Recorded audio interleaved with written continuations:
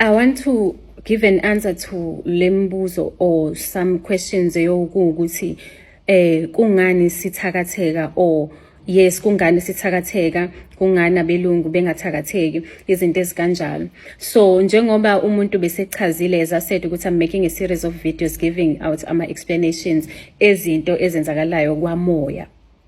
So njengoba sikwazi ukuthi kunemisamo emakhaya, njengoba sesichazile on my previous video ukuthi kwimisamo akusibona amathonga lawo, akusibona abantu abadala bakwesokunene sikaNkulunkulu, imimoya kaSathane esuke ilapho manihlaba o masihlaba noma sishweleza noma senzani sisuke sikhuluma nemoya lemdaka evele ikhona lapho. So imizi nemizi inayo imisamo, so automatically you are subscribed to yona lemimoya yobumnyama. So ngokwe nature nje mangabe ninomsamo noma unomsamo, umsamo lo ngendlela enguchaza ngayo kuba ukuthi you are subscribed to witchcraft naturally.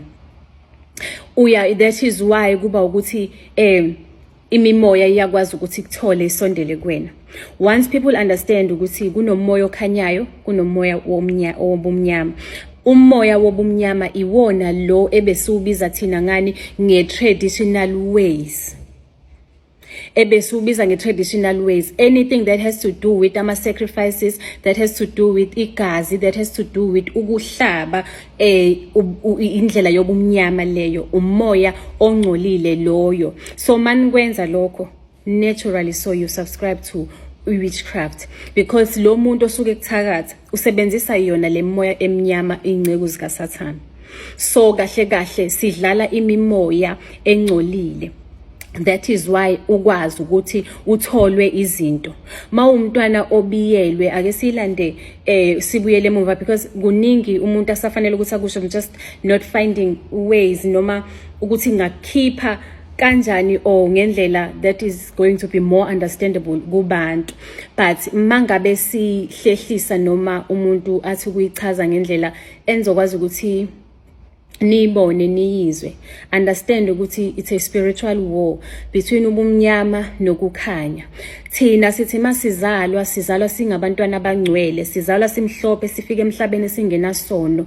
Umuntu wonke unomoya oyingcwele ophila kuyena ngaphakathi, okuyingakho uNkulunkulu wathi ngenkathi ekhanda umuntu edala umuntu wabe esemfaka umphefumulo, umoya wakhe, umphefumulo kaNkulunkulu ophila kuthina, which makes us pure, which makes us holy naturally. So sithi sizalwa sifika sinjalo singcwele, sifumbethe ini ubungcwele bethu, but ngoba sifikela ezweni noma emhlabeni endaweni lapho khona uNkulunkulu akalahla khona uSathane, ekumlahleni kwakhe wamlahla wamphuca amandla akaye nawo the time esayingelosi. So uSathane ufuna ukuphila ngoba ubungcwele abusekho bukuyena, akasenabo. Uzobuthatha phike lobu bungcwele utrader ubungcwele bethu. Thina masithi siyahlaba sisuke sidedela ubuholi bethu sibunika yena. uSathane feeds off energy yethu nobungcwele bethu, okuyinto emenza ukuthi aqhubeke abe khona, okuyikona okumenza ukuthi aqhubeke abe njani aphile.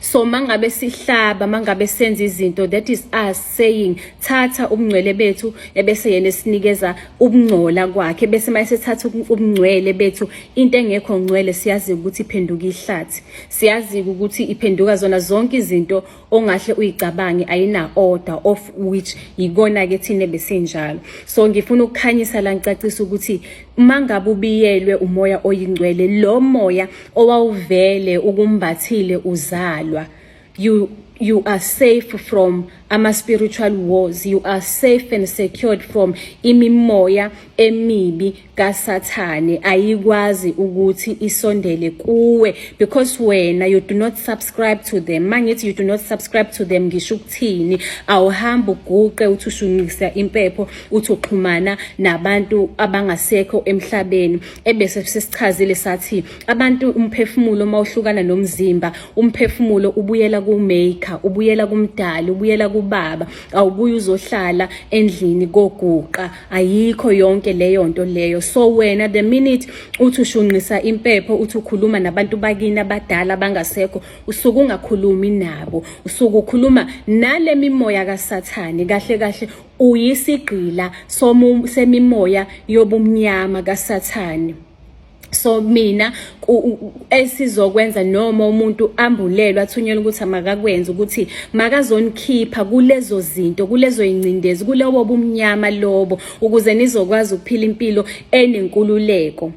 Baningi abantu abazobuza ukuthi kanjani uzoyenza kanjani leyo nto. Zikhona indlela uNkulunkulu asambulele zona noma siphe zona ukuthi nansi into yenza kanjena abantu bami abantwana bami balungisele ngale ndlela.